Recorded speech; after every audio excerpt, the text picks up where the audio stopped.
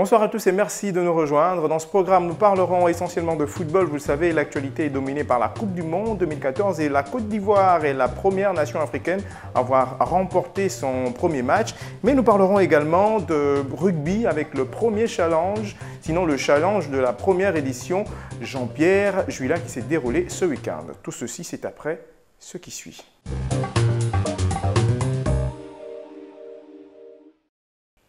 Nous commençons par le football et nous parlons bien sûr de la Coupe du Monde 2014 qui est cet événement planétaire qui réunit plusieurs personnes dans le monde. C'est l'occasion également entre amis et entre fans de football de se retrouver pour regarder ensemble ces rencontres qui nous sont retransmises.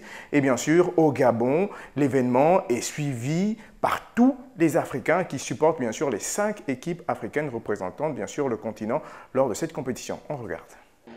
Écran géant en plein air, grillade accompagnée de boissons, voilà l'ambiance qui a prévalu à Ali Bandang, un quartier de Libreville où les amoureux du ballon rond se sont retrouvés entre amis pour suivre ensemble la fête de la 20e édition du mondial. Plusieurs fans de football ont pris rendez-vous et ne voulaient en aucun cas rater cette rencontre historique. La suivre sur écran géant, une initiative du collectif des jeunes de ce quartier qui ont voulu vivre ensemble cette grande fête du football. Supporters croates et brésiliens étaient assis côte à côte, encourageant ensemble leurs différentes équipes. Au final, c'est la sélection brésilienne qui a remporté ce match inaugural 3-1, avec Marcelo qui a maladroitement marqué contre son camp pour la Croatie. Et pour le Brésil, un doublé de Neymar avec un but d'Oscar qui viennent donner l'espoir à tout un peuple et surtout aux supporters qui désormais sont confiants pour la suite malgré la prestation de la CSAO jugée moyenne. Pour l'instant, du côté des Croates, on le voit bien sur ce plan, les deux attaquants. Nous parlons de boxe cette fois-ci. C'est la semaine écoulée que les boxeurs gabonais se sont envolés pour l'Afrique du Sud où ils participent à la Coupe d'Afrique des Nations de boxe. Et bien sûr, nous étions du côté de la Fédération gabonaise de boxe pour voir dans quelles conditions ils préparaient cet événement. Reportage. 2 semaines, c'est le temps de préparation qu'ont eu les représentants gabonais à la CAN de boxe sud-africaine. Pour le directeur technique national, l'équipe est au point. L'équipe est au point, mais sauf qu'on a commencé un peu la mise au vert en retard par rapport aux autres qui sont déjà en regroupement pendant des mois. Alors, on fait avec, ça fait 2 semaines qu'on est là. Mais comme j'ai confiance au coach, qui ont fait un bon programme, l'intensité du travail fait en sorte qu'on puisse rattraper le retard pour qu'on puisse mieux affronter cette compétition. Certes, une douzaine de boxeurs ont été sélectionnés, mais tous n'iront pas au pays arc-en-ciel, faute de moyens. Il y a une sélection nationale. Ils sont nombreux, mais pour le moment, nous avons dans les 10-12 où on va encore sélectionner, on fait une présélection, on aura le nombre qu'on pourrait amener parce qu'on ne peut pas amener tout le monde, vu un peu les moyens financiers, puisque rien n'est sorti encore des finances. Le président Sousa fait avec ce qu'il a. Le directeur technique national a également déploré le fait que les boxeurs ne soient pas en véritable mise au vert. La raison étant bien sûr le décaissement tardif, une fois de plus, des fonds par les services compétents qui n'ont pas encore été mis à la disposition de la Fédération gabonaise de boxe jusqu'à aujourd'hui. Il faut que les boxeurs puissent rester dans un coin fermé pour ne pas être disparates, c'est-à-dire aller perdre encore leur énergie dans ce que vous connaissez. Et on devait aussi avoir au moins 2 entraînements par jour, le matin, le soir. Et bon, c'est pas ça. On fait chaque soir, on fait quand même pour 2 heures de temps. Et ça suffit. On espère toutefois que malgré ces mauvaises conditions de préparation, nos Panthères version boxe vont une fois de plus honorer le drapeau vert, jaune et bleu. Nous parlons toujours de boxe, mais cette fois-ci avec l'école de boxe qui existe depuis bientôt 4 ans, qui a le souci bien sûr de la formation au niveau de la boxe et donc forme les boxeurs depuis leur plus jeune âge. Nous avons rencontré bien sûr les dirigeants de cette école et nous avons échangé avec eux. Voici le contenu de nos échanges. Ciao, c'est parti. Mettant un accent particulier sur la formation des boxeurs, la Fédération gabonaise de boxe a mis en place la première école nationale de boxe. L'école de boxe existe depuis aujourd'hui, on le dira presque 4 ans que l'école de boxe existe. Et cette école consiste à former des jeunes pour l'avenir de la boxe gabonaise. On adhère à l'école à partir de 8 ans, l'école prend à partir de 8 ans jusqu'à 20 ans. Pris depuis le bas âge, ces jeunes sont souvent un peu difficiles à gérer. En comptant les difficultés, surtout les plus petits, quand on a les enfants de 8 ans, c'est compliqué. Surtout quand ils sont nombreux, il va falloir savoir les recadrer parce que chacun ils font comme à la maison, d'autres suivent, d'autres s'amusent, mais avec le temps, ils finissent par s'y intéresser parce que quand ils viennent les premiers jours, bon, ils voient ça comme un jeu et au fur et à mesure ils viennent et nous aussi on pense ça comme ça, on s'amuse avec eux, on les recadre et ils finissent par s'y mettre. La preuve, ceux qui sont là, c'est des enfants qui sont venus très jeunes pour certains et ils ne font que grandir là-dedans. Voilà une bonne initiative qui permettra de fabriquer nos futurs champions à l'image de Taylor Mabika. Nous parlons rugby cette fois-ci avec la première édition du challenge Jean-Pierre Juillat, ce dernier qui fut le premier capitaine de rugby au Gabon dans les années 60. Donc c'est ce week-end du côté du stade Erco 15 que s'est déroulé cet événement. Je vous invite à regarder ce reportage. Le stade Erco 15 d'Ovando était le cadre choisi par l'Association gabonaise de rugby ce samedi 4 juin pour abriter le challenge Jean-Pierre Juillat qu'elle a organisé en l'honneur de ce dernier qui fut le premier capitaine de rugby au Gabon dans les années 60. 6 clubs au total étaient présents. Cette association, pour un coup d'essai, c'est un coup de maître.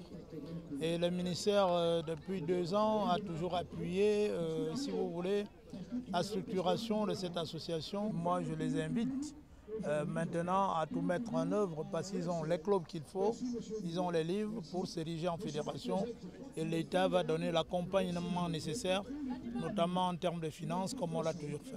Un challenge rehaussé par la présence de plusieurs hautes personnalités parmi lesquelles Jean-François Desmazières, ambassadeur de France au Gabon, et Mathurin Bidoung, directeur des sports de haut niveau représentant le ministre empêché. Jean-François Desmazières a profité de l'occasion pour faire un don de ballon à l'association organisatrice et réaffirmer le soutien de l'ambassade de France dans cet événement, mais aussi au rugby gabonais en particulier. Il faut aider le rugby gabonais à décoller. Et puis en même temps, c'est le challenge Jean-Pierre Juillat. Et vous savez que Jean-Pierre Juillat, c'était un joueur de rugby. Il avait aussi amené le rugby au Gabon. Joué en 2 fois 15 minutes au lieu de 40, les équipes se sont affrontées en phase de poule. RCG l'a emporté 20-0 face à Rugby Fan, Erco 17-5 face à RCL, RCG 23-5 face au club de la garde républicaine, Erco à nouveau 14-5 face à Vautour, Rugby Fan 29-0 face à la garde républicaine et enfin RCL a clôturé en beauté cette phase de poule en l'emportant largement 31-0 face à Vautour. Une phase bien remplie qui laisse place aux 3 derniers matchs, à savoir le match de 3e place, la demi-finale et la finale. Nous parlons toujours de ce premier challenge, sinon de ce challenge de la première édition du trophée Jean-Pierre Juillat qui a vu bien sûr la victoire du Racing Club de Libreville qui a survolé ce challenge et bien sûr qui a remporté le trophée offert aux vainqueurs de ce premier challenge de rugby. On regarde. Après la phase de poule, la deuxième partie de ce challenge était les 3 derniers matchs qui ont vu s'affronter pour la 4e place Vautour et le club de la garde républicaine. Victoire de la garde républicaine 5-0. Erco déclaré forfait, c'est Rugby Fan qui occupera la 3e place. Et la finale qui a opposé Racing Club du Gabon à Rugby Club de Libreville a vu la victoire du RCG qui a ainsi remporté le challenge Jean-Pierre Juillat 2014 à la grande satisfaction de son président. Parfait, vous avez été admirable. Personne n'a ramené sa science. Ça a été du collectif. C'est une victoire RCG. C'est beau. Je suis très content. Mes poulains, j'en suis forcément assez content, voire même très content, puisque on accède au plus haut niveau. Le plus haut niveau, on n'y accède pas comme ça, c'est beaucoup de travail, beaucoup de travail. On avait repris ce travail de formation, d'enseignement en tout début d'année, en janvier. Et voilà, ça paye et on est content.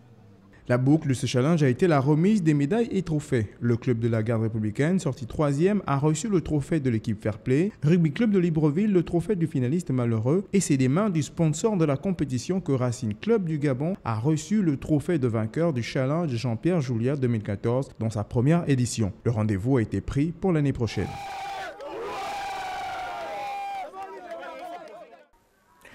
C'est sur cet événement, donc sur le rugby, que nous refermons la page nationale pour nous retrouver juste après à la page internationale.